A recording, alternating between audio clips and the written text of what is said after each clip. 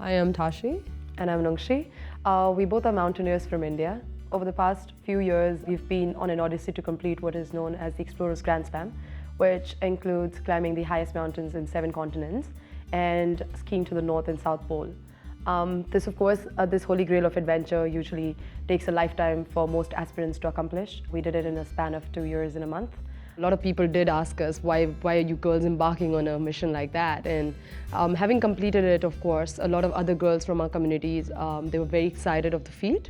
And making a Guinness World Record has a very different inspiration altogether when you look at it in a bigger picture.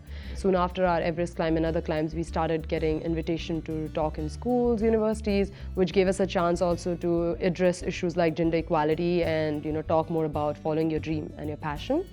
So the most challenging part of the missions, I would say, was the fundraising for all these climbs we've had. Luckily, our father, he's been very supportive, and without him, I don't think we would be able to fundraise in the first place. So I think that was a big challenge. I think our parents really kept us away from all the financial challenges that we were facing at that point. But after that, for all the other climbs, I think a series of miracles kept happening, and help came from the least expected quarters and from all over the world because of the cause that we were supporting. For us, as a mountaineer, we really like quiet and spacious places.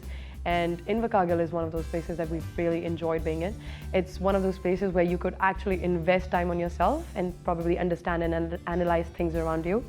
You don't really get this opportunity elsewhere, where you're just so caught up in the normal life and norms of things.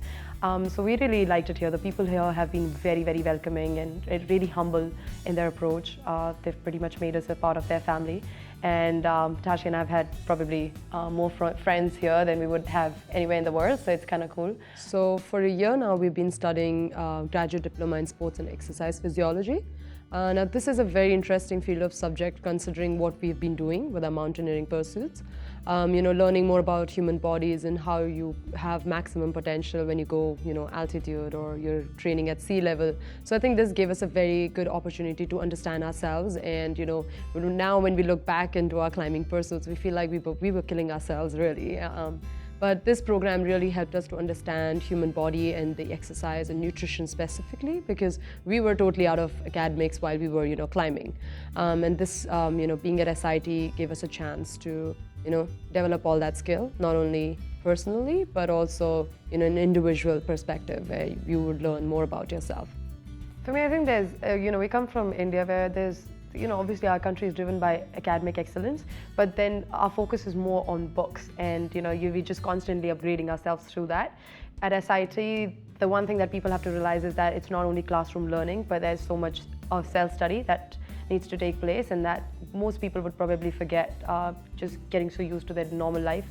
So that's very important to spend time outside of your normal class hours and sort of upgrade yourself and make the most of it. Living life is an art, and I think Southland pretty much offers all of that to you. Just got to make the most of it.